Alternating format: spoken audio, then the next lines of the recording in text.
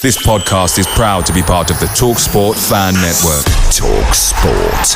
Powered by fans.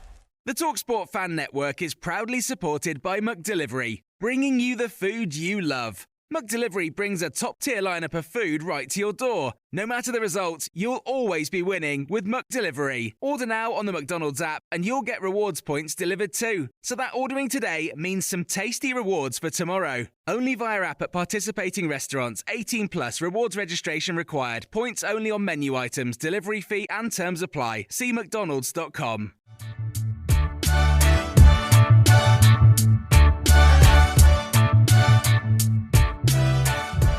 To the latest edition of the Away End. I'm Craig Courtney, and this evening I am joined by Ben from the QPR podcast W12. So Ben, thank you very much for joining us and sparing us some time.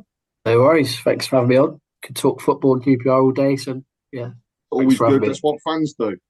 So tell us a little bit about your podcast, how long you've been going and sorts of things that you're into. W12 podcast, which is obviously the postcode of QPR, Loftus Road. We've been going for about 4 years now. It started as like a lockdown, a way to chat about football and QPR with everything that was going on. It wasn't meant to be anything huge. And then a friend knew Ilias Chair, who still plays for us now. And we did a podcast with him. And then we've not really looked back now. And like I said, we're on TalkSport. I'd argue we're probably the most listened to QPR podcast, but I don't know. Maybe others would say tell different. But yeah, we have had ex-players. We've had Neil Warnock, Harry Redknapp, Les Ferdinand. We've had loads. So yeah, it's going really well. I see. You've just mentioned one name that I would love to get on the show, so I'm definitely going to be contacting you around him, and that's Harry Redknapp. We do very similar ourselves, to be honest. We've been going for 13 seasons now, talk, but. Through lockdown, we actually decided to broadcast throughout. So even with no football, what we did was we carried on. And our live show on a Monday evening, we started getting guests on, and they were the ex-players. And it just gave, I think, that opportunity, like you say, to talk football, but also a little bit of a way to get away from the strange area and time that it was. And that, feedback we had was that hour is just helps people. And we still continue with the guests nowadays as well. So our last show, in fact, we had Stephen Gleeson join us, which was an eye opener. So yeah, we got the Good Friday game, massive one for both clubs. For ourselves, the return of Gary Rowett, albeit on a temporary basis. Yourselves, you're on a bit of a run. And get yourselves away from what looked like a very dire situation at one point. I mean, what was you going into the season? What were your thoughts? Where did you think you would be? And did you think you'd ultimately be fighting a relegation battle again? We had Gareth Ainsworth at the start of the season, and he sort of brainwashed, I think, the fans and even the players into thinking that we were going to be in a relegation battle. And we've got, I think everyone down there says it, but when you look at our 11, I don't think it should be anywhere near the bottom three personally.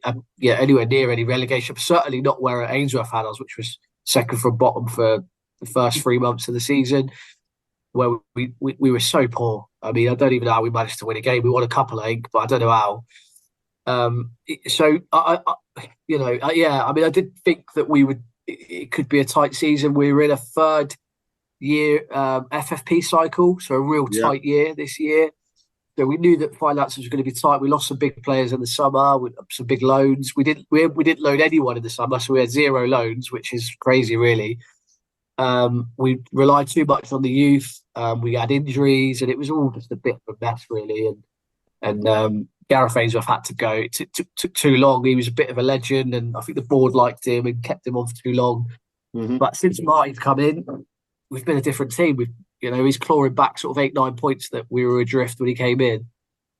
We're now 1 point above the relegation. We should be loads more.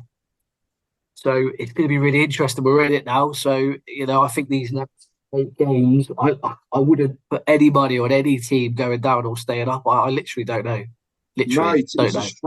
it's a strange one because the top half of the league, we all thought Leicester were going to run away with it, and now Leeds, wow, what a run they're on. But yeah, that bottom half, I mean, I don't see it as 3 teams involved, or even 4 or 5. There's more than 8 or 9 teams, if not 10, that are still in this battle to stay in the league. And similar to yourself, really. I mean, when I look at the start of our season, we didn't have the best of starts, but then we went on a bit of a run, and under Eustace got ourselves into 6th, made a decision to move Eustace on, who I know obviously QPR links as well. But, to move him on and then get Rooney and then just go on the run that we have has not helped. Get Tony Mowbray in, awesome. Start picking things up. Unfortunately, lose him to illness. And, as every Birmingham fan will say, get well soon, Tony. See you in the summer. And same for Mark Venus there as well. And now we go with Gary Rowett and the return of Rowett for a job for me that he's got an unfinished business at the club. And I think this will be his opportunity to sign off, shall we say, where he should have done in the first place. But he's brought back some great names as well. And I mean, namely, captain, who was at the club for many years in Paul Robinson. In the dressing room, he is just going to be phenomenal. And he is that leader that I would say, from a Birmingham perspective, we've been missing.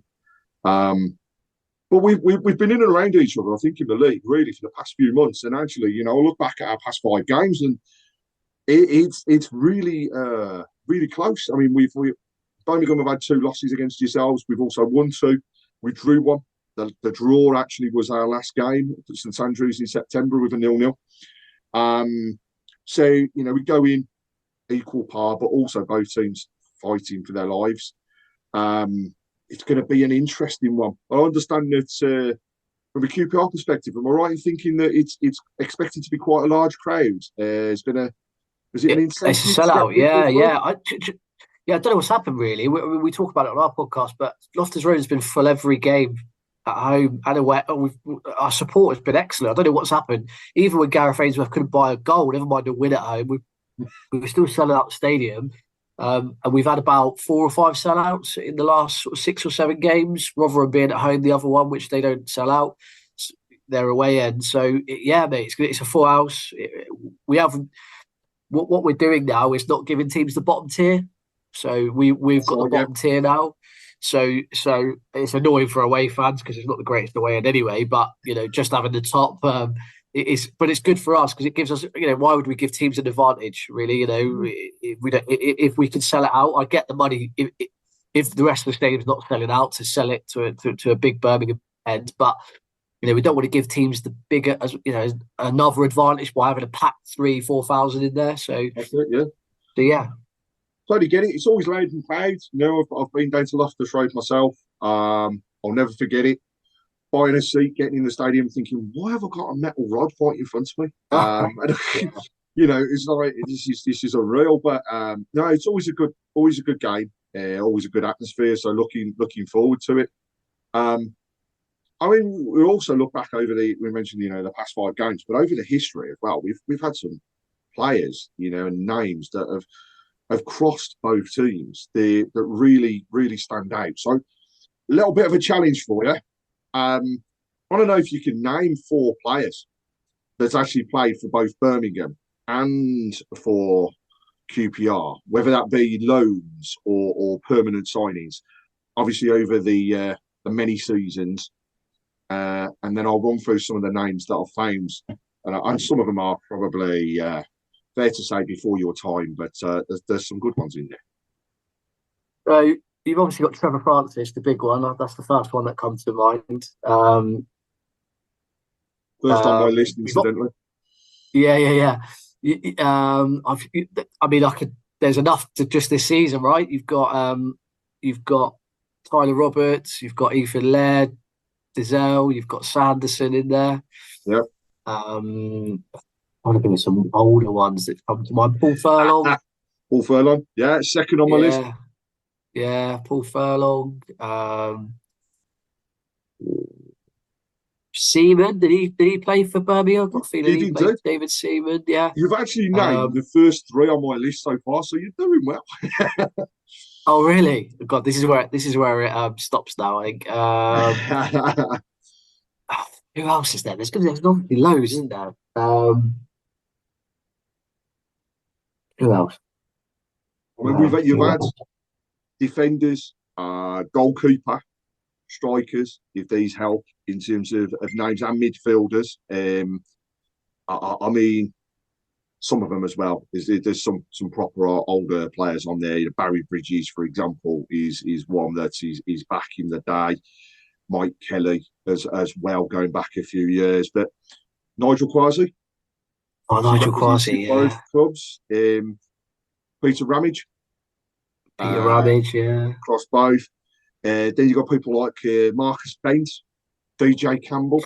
Again. Oh, they've played for every club, haven't they? Indeed. Goalkeeper Lee Camp. He is one that forever in Birmingham's memories will be, renowned for coming in and people saying he's not the best, but actually he played fantastic for us in his. He was the best keeper at being I can't describe it, at being bad, but just out of nowhere, you just get an absolute worldly save in your performance. Yeah. Just that range, like last minute save. He wasn't too bad. He won't go down as the worst keeper in the world, but I don't think he'll go down as the best. Another player linked with both clubs was Paul Pescasolido, who of course came over from Canada to Birmingham, then married chief exec as it was at the time, and then weirdly after that went out on loan and then was sold by the club. So he's passed over those times. But I mean, we've mentioned as well early doors there, but John Eustace, I know. John Eustace, backroom staff and involvement, and his involvement was key, I think, in helping him secure his role at Birmingham. Actually, when he eventually did join us, and it was sad to see him move on. But we've progressed forward since then. So, a lot of decent links between the two clubs, and Paul Furlong, you mentioned there, I think he still holds the record at the club as goals to games ratio for Birmingham. It was phenomenal when he was. What goal scorer, eh? Outrageous. Absolutely unreal. I think he was, his times at both of our clubs were probably his best. I know he went to Chelsea, which was the big one and the big move, but I don't think he really hit the ground running as much as what he did at our two clubs. And whilst it was the back end of his career at Birmingham, he was still phenomenal. He was an absolute beast when he was on that field, and I loved watching him play. He was at the back end for us as well. I think he was like 30 something. So I don't know how good he was before then, but he was. Yeah, I think he got a big reason why we got promoted from in 2003 was because of his goals. Yeah, great player. He just stood out, and I think it was He's still at the club now. He's our under 23 coach. Okay, he was because we know obviously his son's at West Brom, isn't he? He came through. Yeah, he came through QPR. He did. He's got another son as well. Yeah. So I mean, we go into, and we've spoke very briefly there, but going into Friday's game, it's massive for both clubs. I think it's fair to say that I don't want to say it's a season decider, but actually, they talk about the proverbial 6-pointer. This is a 9-pointer for both. So we're going into this off the back of very, very poor form. Picture the scene. All of your mates around, you've got your McNugget share boxes ready to go. Partner this with your team playing champagne football. Perfect. Order McDelivery now on the McDonald's app. There's nothing quite like a McDelivery. At participating restaurants, 18 plus, serving times, delivery fee and terms apply. See mcdonalds.com. We haven't won in 6 now, and it wasn't looking rosy. We've got Rowett coming in. He seems to have reinvigorated the team a little bit, albeit that he's coming during international breaks. So some of them he hasn't even met until today and tomorrow. So it's going to be interesting on that front. But what's your expectation of Friday's game? Where do you think it will go? And ultimately, who do we need to watch out for as players? Yeah, so I mean, the game's slightly different. I'd rather Rowett wasn't in charge, because I think that he'll get you a bit more solid, and I don't know what he'll do, but I'd imagine it wouldn't be far from like a 4-4-2 or 4. I just feel it'll have you a lot more solid, lot more difficult to break down and beat and get through. But that's a challenge, and also we don't really know what he's going to do. So Cifuentes, it's a challenge for him to know exactly how you're going to set up and what players are going to come in. QPR, we are better away from home than we are at home. So it being at home, whilst it is an advantage, it doesn't feel like it to be a QPR fan, because we're not great at home. It just depends what QPR team turn up. Like we could be unbelievable. We played Leicester off the park a few weeks ago away from home. We beat them 2-1, comfortably. On Sky last week, a couple of weeks ago, we had West Brom. We somehow drew 2-2, but we literally had a goal off the line. We missed a penalty. We had so I don't know how we didn't win that. So on our day, we could compete with anyone in the league comfortably. The issue we've got is that we don't score enough goals. We haven't got an out-and-out striker. We've got Sinclair Armstrong, who's a young Irish lad who's really good, big, powerful lad. He's a problem, but he can't get any run of games going, and he tends to be used at the second half of games because he's got his pace and power. Lyndon Dykes is awful. I don't know if he'll play. I hope not, but I don't know. He's been really bang out of form. And then we've got a big lad called Michael Frey, who we got in January. He's about 6'6", bold lad, bit of a battering ram. I think he'll play Saturday. So we're reliant heavily on the three behind him, who are Ilias Chair, Chris Willock, and we've got a new lad called Lucas Anderson, who's got Ginola-like hair. He's Scandinavian. He's very, very good, but he's just not fit. Yep. But he's been brilliant. I'm sure he'll play, and if he plays, that's good. So those three would be the ones to watch out for. I mean, we've got a really good team. We've got Isaac Hayden and sort of Jack Colback behind them in the centre midfield, some real experience in there. And then you've got Steve Cook and Jake Clark-Salt at centre back, who, we've barely conceded any goals, right? Literally, I'm not joking. We went away to Sunderland last weekend. They didn't have a shot on goal. Yep. But because we're so poor in front of goal, it ended up being 0-0. But so I'm expecting it to be whoever gets the first goal, I think, could be pivotal. It could go either way. Again, flip of a coin. I wouldn't. If we get going, I think we'll be all right. But it's a bit of an unknown, isn't it? It is, and well, we talk about ex-players there, but Clark Salter was obviously at Birmingham on loan, and I would love to have signed him on a permanent deal. I think you've got a great little piece of business there, because he had to be fit, he had to be playing, and when you're giving that was his issue.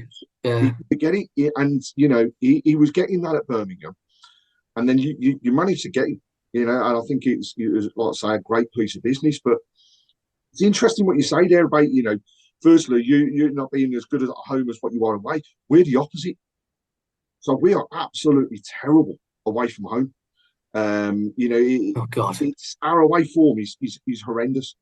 Our home form obviously is not much better, but you can see that there's a fight and stuff that we've seen more at home. And yeah, it's going to be an interesting game. I think we don't know how he's going to set it up, let alone you guys. I absolutely guarantee you, right, that Ethan Laird will have a game of his life, right? Because he got a bit of stick for the QPR fans when he was here. Because last season obviously ended really poorly, and his attitude was really poor, and he turned into 1 minute he was the best right back in the league, the next minute he couldn't do anything. I don't know what happened to him. But I bet you he has a good game. That is, though. That's exactly how he has been at Birmingham. When he's been on it, he is phenomenal. And then he'll have just a total off game where you think to yourself, where's this come from? He was brilliant last game. Now look at him now. I've got to say, though, he's a firm fan's favourite. And I know the QPR fans turned against him. But I'm guessing at one point they were the same as us, which was actually loved his attitude. He was brilliant. We were top of the league at one point, and he was pivotal to that. He was excellent. And then all of a sudden, Beale left, and his attitude he was like shrugging his shoulders. He would like, just half-hearted tackles that would end up leading to goals and stuff like that. And yeah, so I can guarantee you he'll have a 10 out of 10. I read that Tyler Roberts hasn't scored a goal yet for you. I can absolutely guarantee that he'll probably score. On ex-players coming back to Loftus Road seem to score every other week. It's a nightmare. I learned. I mean, Tyler Roberts has taken a lot of stick since he's been at Birmingham. Well, he's never fit, is he? He's not fit. He got injured. He was out for a while, and then he's come back and he's been fringe. Then he's had a couple of goods where he's come off the bench where he's looked pretty sturdy, and then again, similar to what you mentioned about Laird, it kind of just peters away. So we're waiting for that one spark that either kickstarts him or, as horrible as it is, it'll end his time at Birmingham. We just don't know which way it's going to go. I'm desperately hoping. I'd love to see nothing more than him to score goals. Not necessarily against yourself being an old team, but he will just come in and score. But we don't know about our team moving forward. Anyhow, we've got a depleted strike force. Players out injured galore. Obviously, people coming back off international duty, we don't know how fresh they're going to be.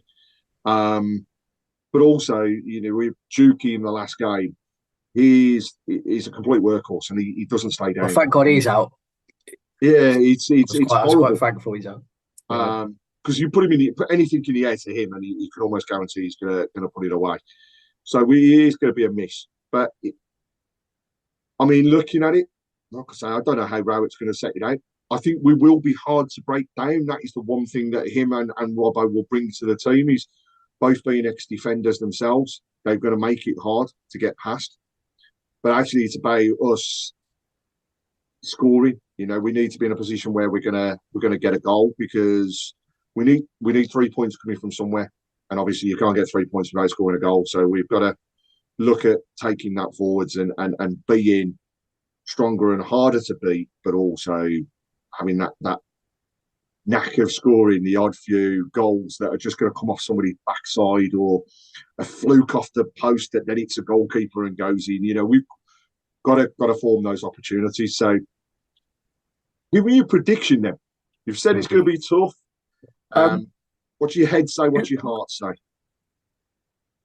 I think it'll be a draw. I said on our pod yesterday, I think it will be I think it's pivotal that we don't lose the game. We can't lose it. A draw is not great, but the alternative is to lose, which we can't definitely do. So I'd go 1-1. 1-1. That was actually, I will say, was my prediction on our show on Monday as well. Was that I thought we'd come down and we'd get a 1-1. It'd be a tough game for both clubs. But hopefully it's then moving forwards into the next round of games, which come very, very quickly, especially over this Easter period, where we see the difference. And I desperately hope that you get away from it, and we get away from it, because I still believe that there are 3 worse teams than ourselves in the league. Yeah, I worry about Plymouth and Blackburn. I think if you could get ahead of them, I think you'll be all right. But it's just getting ahead of them. But I look at Blackburn's fixtures and I think they look horrendous. Plymouth are on a horrendous run, and they can't win away or at home at the moment. So I think if you can get above those 2 teams, I think you'll be all right. But it's just that they're still good 2, 3, 4 points off, aren't they? So you mentioned the Blackburn now. Blackburn obviously with John Eustace there now haven't won a game since he's been there. No.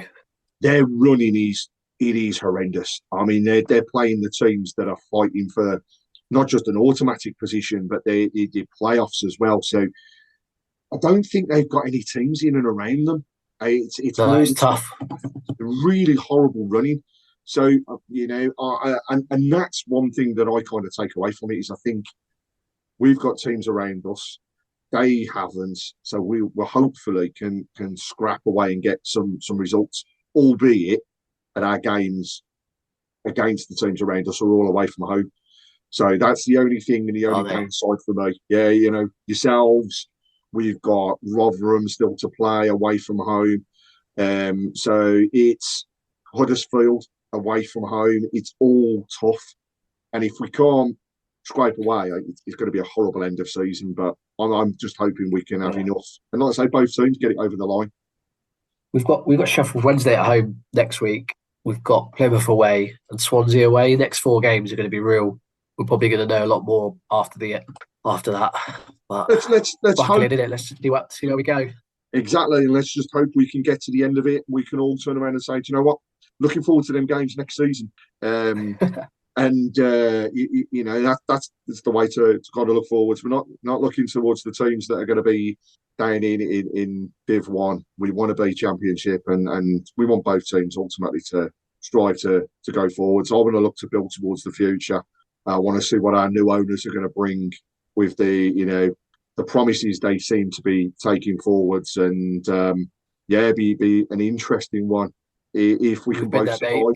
Yeah, I mean, we've been there with promises from owners, and it's tough, mate. It's tough getting up out of this league. It's the way, everybody talks about the Premier League being tough and everything else, but actually the Championship is a nice division when you've got teams in and around you that you can go week in, week out, you can get results and you can see good games of football and you can never predict. The Premier League to me is it's all about the top 5, 6 and then all about the bottom 3.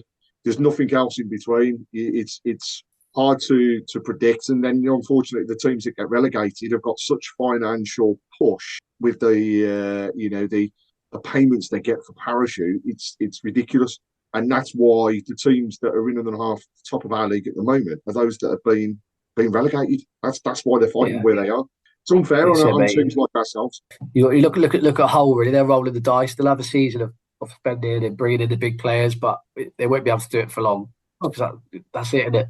It is, and we don't want to be in the position where we've both been. You had those hefty fines, and we've had the points deductions. We want to stay well away from it. Similar with yourselves, actually. This season, FFP has been our downfall, but we should see some differences in the summer.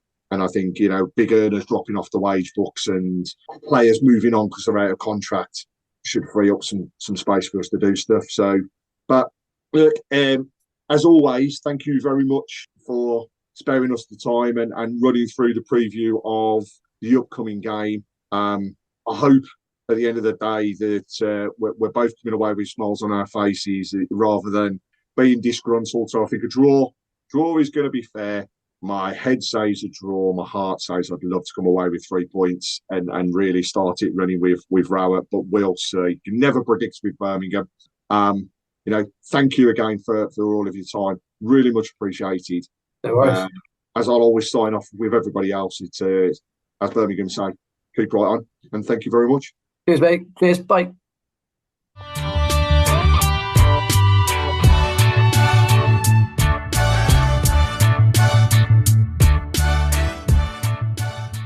Away days are great, but there's nothing quite like playing at home. The same goes for McDonald's. Maximise your home ground advantage with McDelivery. Order now on the McDonald's app. At participating restaurants, 18 plus serving times, delivery fee and terms apply. See mcdonalds.com. Now on Broadway, An Enemy of the People is a New York Times critic's pick. Jeremy Strong is one of the great actors of his generation, hails the Chicago Tribune. In a performance the Wall Street Journal praises as powerfully affecting and bitterly funny. Michael Imperioli sets off sparks, cheers the Hollywood Reporter. Victoria Pedretti is luminous, raves variety. From director Sam Gold and playwright Amy Herzog, An Enemy of the People is urgent, electrifying, and haunting, declares USA Today. An Enemy of the People, on Broadway through June 16th only. This podcast is proud to be part of the TalkSport Fan Network. TalkSport. Powered by fans.